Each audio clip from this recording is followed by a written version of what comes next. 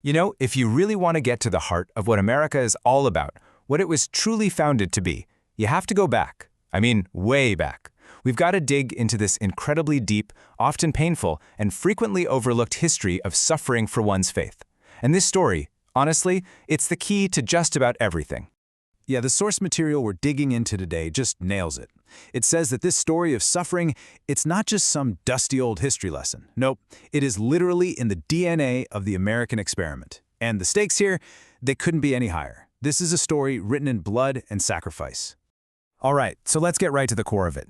Here's the big, nagging question. How in the world did early Christianity, a faith that started with this message of love, whose followers were brutally persecuted, how did it completely flip the script and become a systematic persecutor itself? It's a shocking turn, and we have to understand it. And what's just wild is how fast this all happened. I mean, for the first 300 years, Christians were the outsiders. But then boom, 313 AD, the Edict of Milan hits, and it changes the entire game. Suddenly, Christianity isn't just tolerated, it becomes the favored religion of the Roman Empire. And with that favoritism, well, that's when the wealth, the political power, and, this is the crucial part, the power of the state to force people into line, all of that comes flooding in. And right here, this is where a really dangerous idea starts to grow. A theologian named Augustine of Hippo, he takes this one line from a parable in the Gospel of Luke and argues that it's a divine command to use state power, to use force, to drag heretics back into the fold. And that single fateful interpretation, it basically gave the theological green light for centuries of religious coercion. So you see, that idea didn't just stay in a book. Oh no, it had absolutely devastating, real-world consequences. For more than 1,000 years, this fusion of church and state created what we can only call an age of persecution. And it's so important that we look at the actual human cost of this. Because we're not talking about abstract debates here.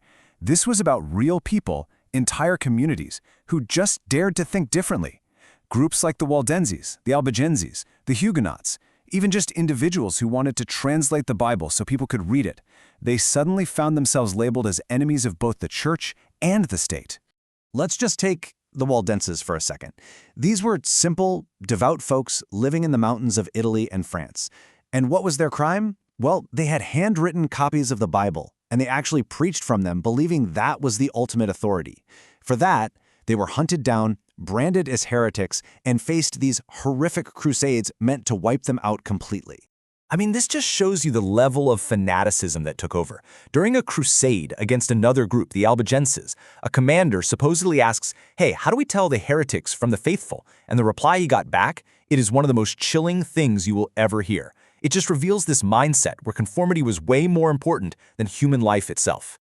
And the scale of this violence, it was absolutely staggering.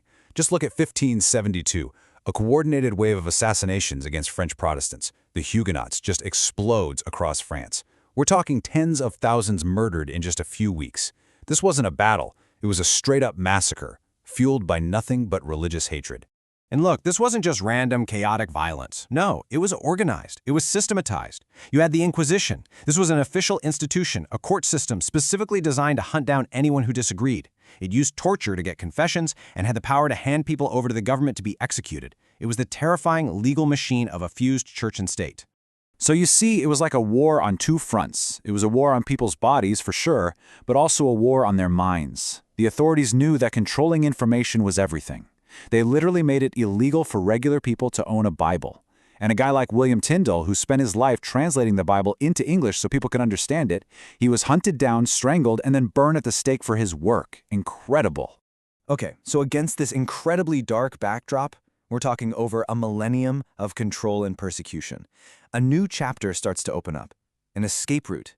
People started looking across the vast ocean, searching for a place where they could just be free. And this kicked off one of the greatest migrations in all of human history. And the contrast couldn't be more stark. I mean, look at it.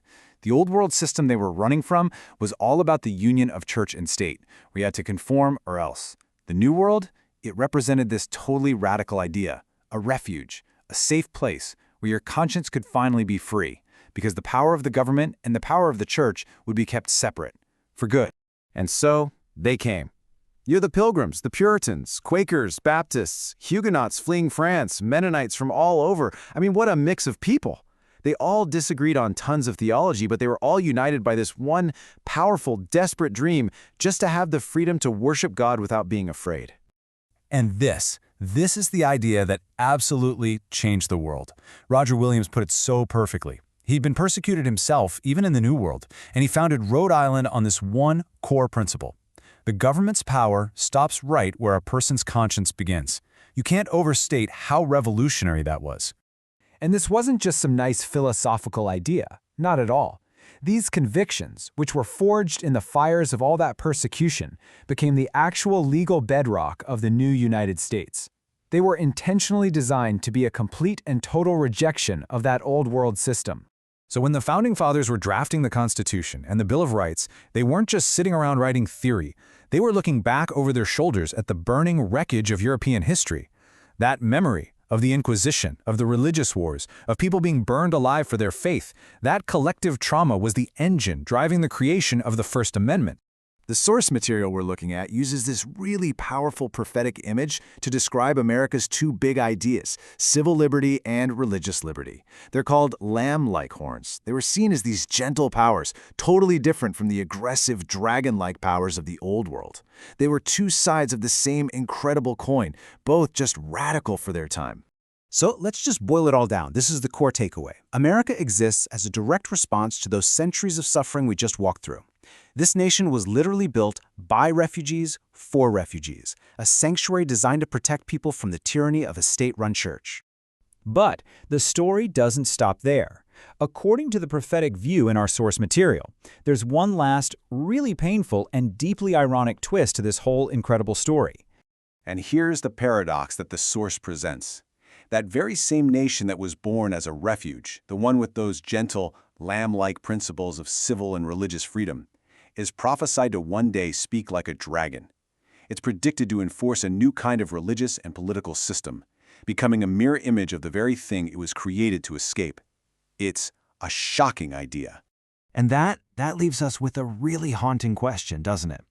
How can a nation that was founded on liberty, a nation born from the raw memory of persecution, eventually become the one enforcing a new kind of tyranny? That's the challenge that this material leaves us with, to really understand our past so that we can maybe make sense of our future.